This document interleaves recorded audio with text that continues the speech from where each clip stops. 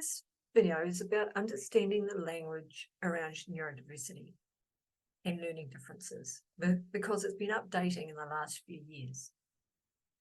Neurodiversity came from the social model of disability, which wanted to take a strengths-based point of view.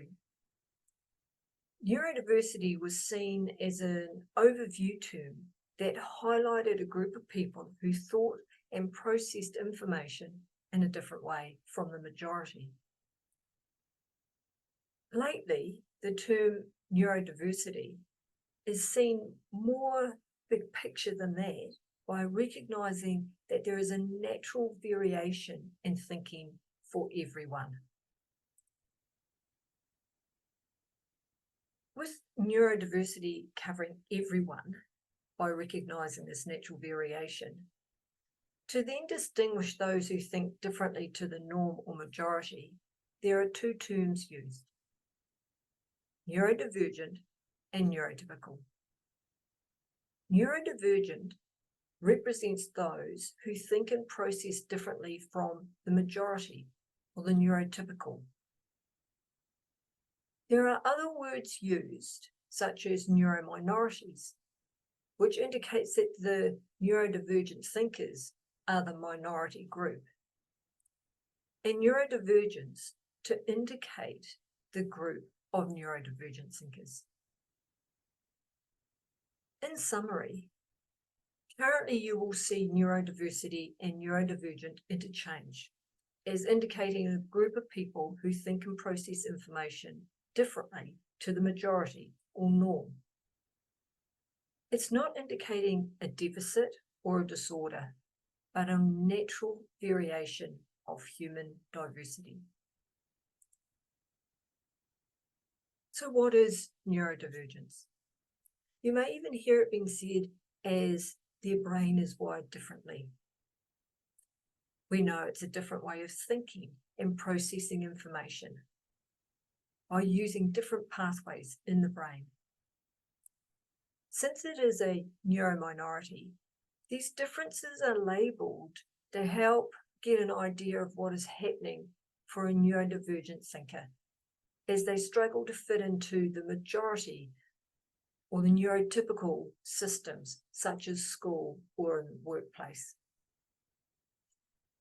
There are three subtypes of neurodivergence, and we'll look at these in more detail. So the first one is the education-based type, and this relates to specific learning difficulties. It comes under educational support, and it's the most common type of neurodivergence. The individual is born with it.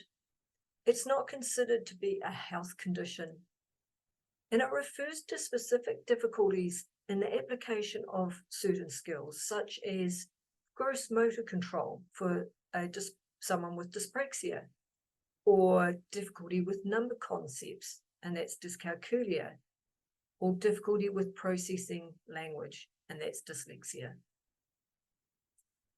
The other type is clinical neurodivergence, and this is when there is a medical component.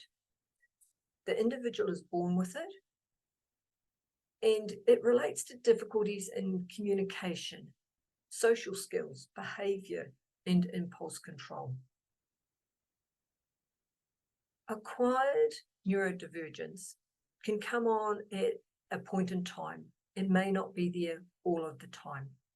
It can be the result of a brain injury or from a mental health condition or illness.